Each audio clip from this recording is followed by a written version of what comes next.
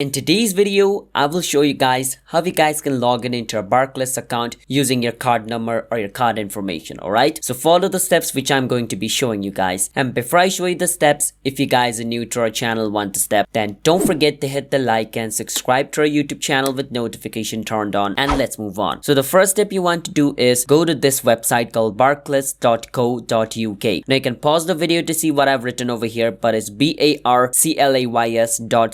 barclays.co.uk.